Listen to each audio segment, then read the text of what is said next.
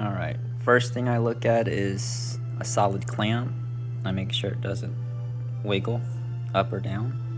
And if it starts to slide and I like that position, I'll usually get masking tape and put it on the blade there, but solid clamp. And then the way I have I just have one stop collar. I don't have the other one because it saves me time from having to pull it out, but I just have to make sure I don't pull it below and hit my blade, which I've done a couple of times.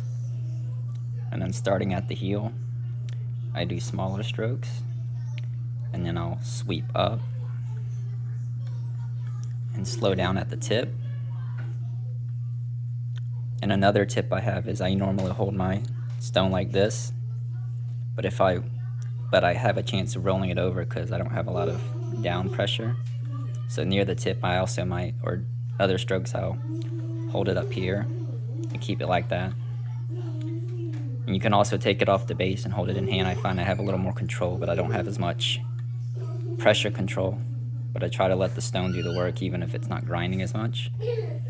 So I'll start here slow, sweep up and down, up and down, slow down here, then go back. And I don't count, but I try to keep the same amount of strokes in my head, so when I flip the blade,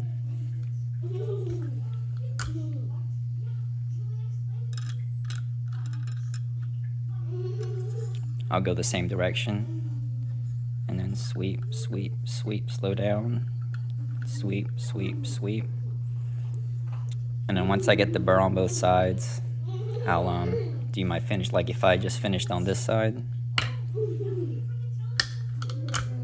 I'll flip it up. On my first stone, I try to do light 1, 2 light strokes up to get rid of the burr. Like do 10 on each side, then do 7, 5, 3, and then 1 and 1 a couple of times. But I also try to put less and less pressure as I'm doing that.